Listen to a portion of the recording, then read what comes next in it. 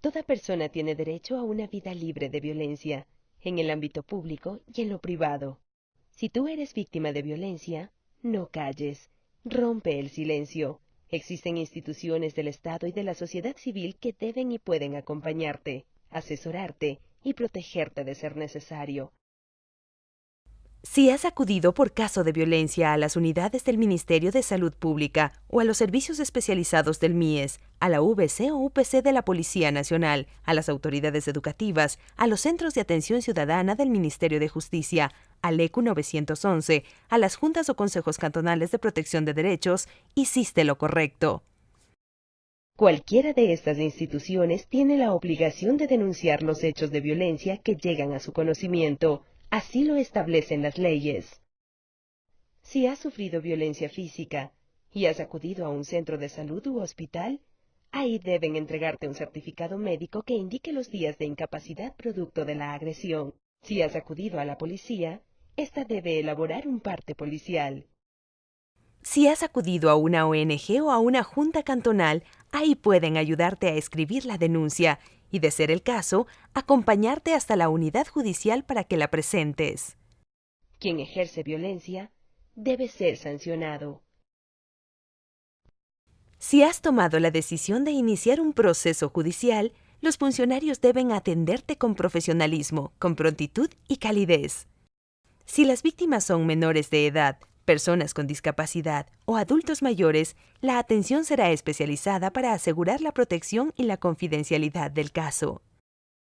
Puedes acercarte a una unidad judicial a poner una denuncia verbal o escrita. Para hacer este tipo de denuncia puedes ir sola. No necesitas abogado, ni llevar tu cédula de identidad. Si el agresor es tu pareja, ten la seguridad que no perderás la custodia de tus hijos. Si la denuncia es verbal y por la situación estás alterada, nerviosa, en crisis o requieres atención médica, los profesionales de la unidad judicial deben atenderte. También te consultarán si quieres rendir un testimonio anticipado. Si aceptas esta posibilidad, debes firmar una autorización y se te comunicará el día y hora en que debes venir a rendir tu testimonio. La ventaja de esto es que, si lo deseas, ya no debes acudir a la audiencia en que se juzgue a la persona que te agredió.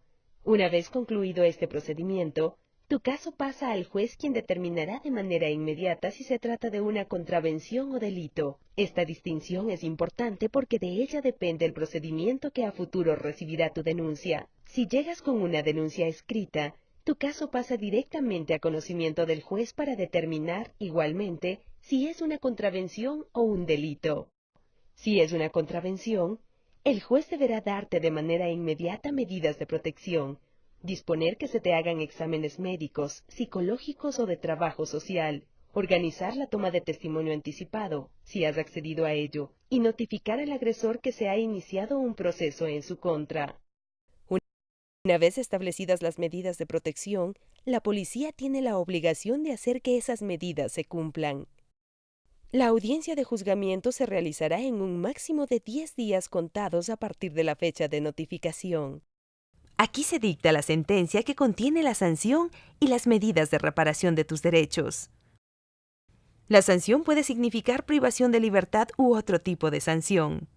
Debes conocer que todos los niveles de los ministerios de salud, de inclusión económica, de educación y también los municipios a través de los consejos cantonales de protección de derechos tienen la obligación de organizar redes y servicios para dar cumplimiento a estas medidas de reparación de derechos.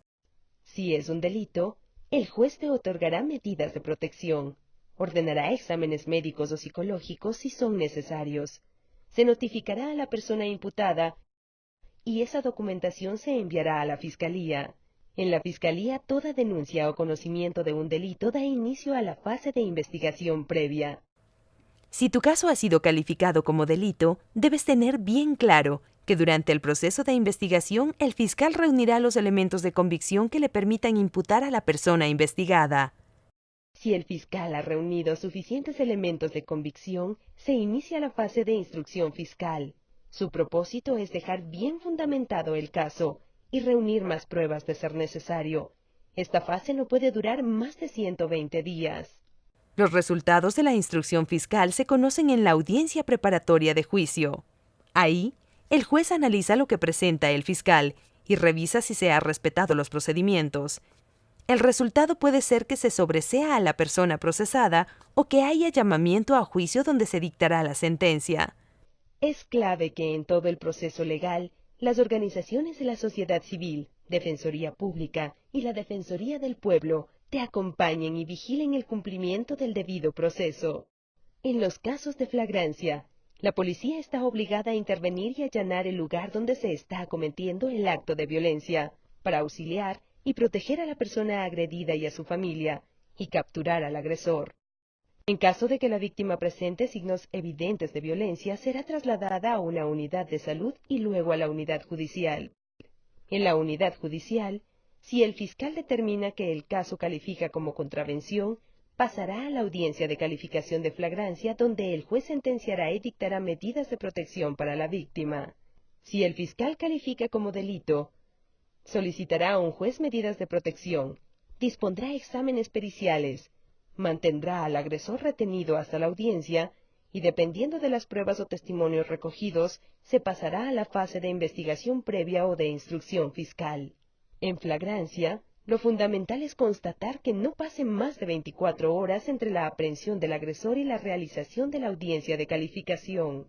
Para que exista verdadera justicia, los procedimientos deben ser eficaces, ágiles y transparentes. Todos los servidores públicos están obligados a brindarte un servicio de calidad. Una vez emitida la sentencia, la reparación de derechos apenas empieza. Y aquí, el Estado y la sociedad civil tienen la obligación de atender tus necesidades y la de los tuyos. Hagamos que la ruta funcione y que su recorrido garantice el acceso a la justicia y la recuperación del proyecto de vida de las víctimas de violencia.